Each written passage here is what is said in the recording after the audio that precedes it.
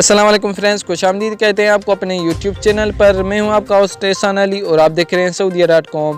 Friends, उम्मीद करता हूं कि आप सब ठीक होंगे। फ्रेंड्स, सऊदी अरब की एक नई अपडेट के साथ मैं हाजिर हुआ हूं। गैर मुल्कियों के लिए सऊदी अरब ने एक बहुत बड़ी खुशखबरी सुना दी है। वो क्या खुशखबरी है मैं आपको आगे चल के बता देता हूँ। तो फ्रेंड्स, न्यूज़ को शुरू कर लेते हैं। फ्रेंड्स, अगर आप मेरे यूट्यूब चैनल पर नए प्यारे दोस्त हैं तो चैनल को सब्सक्राइब करने के साथ साथ बेल के आइकॉन पर प्रेस लाजिम करें ताकि मैं आपको ऐसी न्यूज़ अपडेट से आगाह करता रहूं। फ्रेंड्स, सऊदी अरब ने जो वैक्सीन बताई थी, फाइजर वैक्सीन या एस्ट्राजेनिक वैक्सीन, जो लगवा कर सऊदी अरब पहुंचा जा सकता है, और चाइना की वैक्सीन को उन्होंने नामंजूर करार दे दिया था।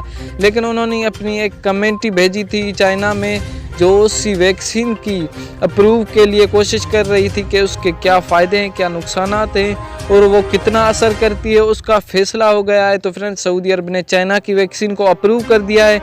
अभी जिन लोगों ने चाइना की वैक्सीन लगवा ली है वो सऊदी अरब पहुंच सकते हैं, लेकिन फाइजर वैक्सीन और एस्ट्राजेनिक वैक्सीन है, जिन लोगों ने वो भी लगवा ली है तो वो भी सऊदी अरब पहुंच सकते हैं बिना टेंशन के। और फ्रेंड्स, फाइजर वैक्सीन की सिर्फ 1 लाख खुराकें ही पाकिस्तान में पहुंची हैं, जो गैर मुल्कियों को लगाई जाएंगी। जो सिर्फ सऊदी अरब पहुंचेंगे उन्हीं को सिर्फ लगाई जाएगी और किसी को नहीं लगवा सकते।